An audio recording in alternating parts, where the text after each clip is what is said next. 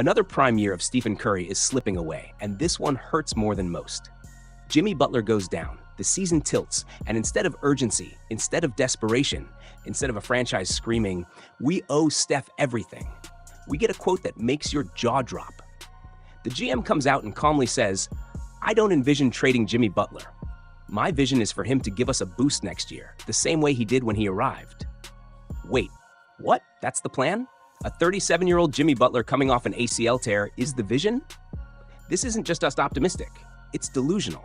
We're talking about the second oldest player to tear an ACL since 2004, and somehow that's who you're building your future around. That's who you're trusting to stabilize a defense, to carry late-game possessions, to be the co-pilot next to Steph Curry? Let's be honest. This team needed a shakeup before Jimmy went down. The warning signs were already there.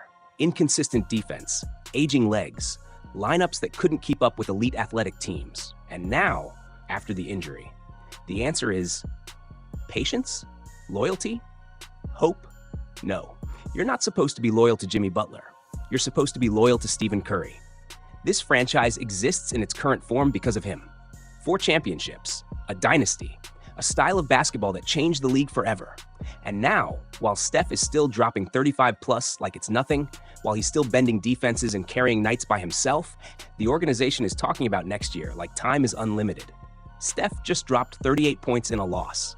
Again, that's not normal. That's a superstar screaming without words.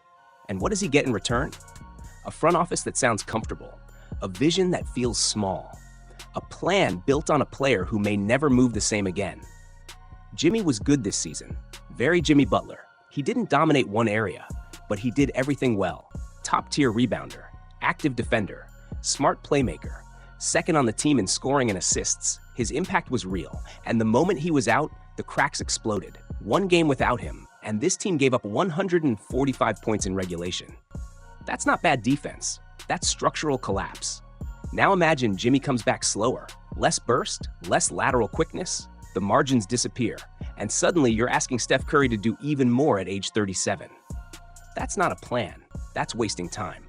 Golden State doesn't need comfort. They need urgency. They need to go all in, now, because Steph Curry deserves more than hope. He deserves action. So what's the actual plan now? Because whether the front office wants to admit it or not, Golden State is officially at a crossroads, and there are only 3 real options left on the table. No more half measures, no more pretending. Option 1, swing big. Use that mountain of draft capital and make a blockbuster trade. Go all in right now while Steph Curry is still playing elite basketball.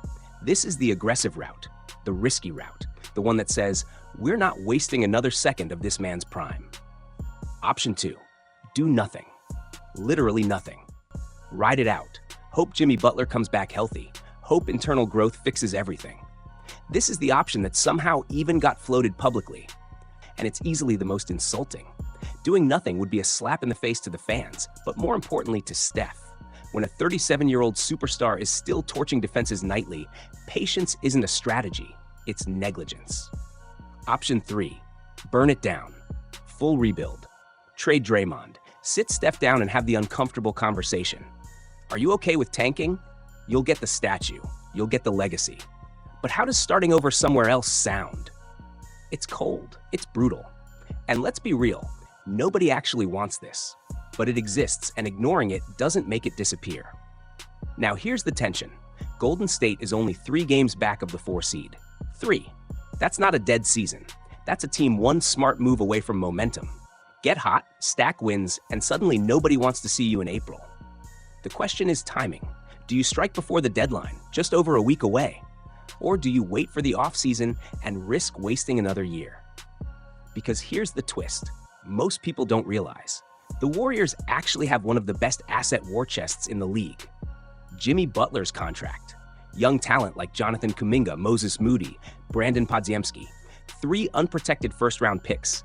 3 pick swaps. Plus a valuable 2030 pick with protections. That's real ammo. That's flexibility. But then comes the caution tape. Steve Kerr has made it clear. Look around the league. Teams that panicked, that gave up everything for a star, are now boxed in. No picks, no flexibility, no future. You can win yourself straight into a corner if you're reckless. Mortgaging the future only works if the return is truly worth it. So what's worth it? Anthony Davis was on the radar. On paper, the fit makes sense. Elite defender, championship pedigree, familiarity with Steph and Kerr. But reality hits hard. Injuries keep stacking. Availability has become the story. Banking the future on AD suddenly feels less like a calculated risk and more like desperation. There are other whispers too. Teams showing real interest in Kuminga. Bigger, bolder ideas floating around. Like pairing Steph with multiple impact players instead of one fragile star. That's where things get interesting. Because Golden State doesn't need a gamble. They need the right move at the right time. And the clock is screaming louder every night. Steph steps on the floor. Now let's talk about the name that instantly changes everything. Zion Williamson. When healthy, and that's a massive when, Zion is a top 10 player in the league. A walking mismatch. An interior force defenses simply cannot deal with. And yes, the fit with Draymond Green is awkward. Two non-shooters sharing the floor is never ideal. But here's where it gets interesting. Spacing. Pair Zion with Steph Curry's gravity and Trey Murphy's shooting, and suddenly the court opens up in ways very few teams can replicate. And Trey Murphy? That's not a throw-in. That's one of the most dangerous two-way 3-and-D wings in the NBA who can also create his own shot. Size, defense, movement shooting, confidence. He's exactly the type of player Golden State has been starving for. The framework of the deal would look something like this. New Orleans gets Jimmy Butler, Jonathan Kuminga, and control of 3 Warriors first-round picks. Golden State gets Zion Williamson, Trey Murphy, and Kevon Looney. Brooklyn slides in to absorb contracts, getting Jordan Hawkins and a first. On paper, it's bold. It's exciting. It's explosive. But reality hits hard. Pelicans executive Joe Dumars has already pushed back, saying this isn't happening. And even if that's posturing, even if it's negotiation noise, this still belongs in the same category as the Anthony Davis idea. Desperation. Because any franchise that fully commits its future to Zion's health is playing Russian roulette. The talent is undeniable. The availability is not. Injury after injury has turned potential into uncertainty. And here's the real danger. If Golden State burns all these picks on a move like this, they take themselves completely out of position for the right trade later. The one that actually justifies mortgaging the future.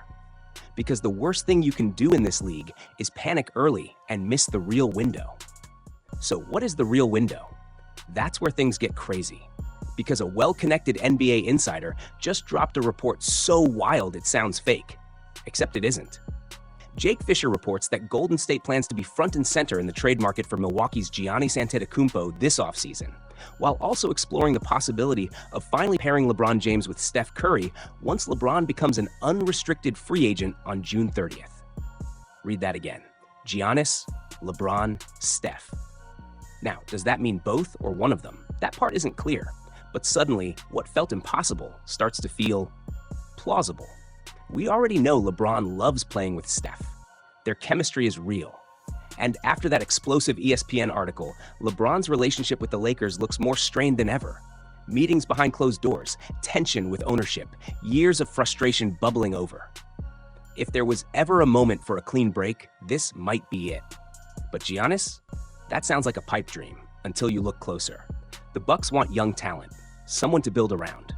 But who exactly are they getting from other teams? Houston isn't giving up Amen Thompson. San Antonio isn't moving Stephon Castle or Dylan Harper. The elite young cores are locked in. That leaves picks, and Golden State has them. And not just any picks. Picks after Steph Curry retires. Those are gold.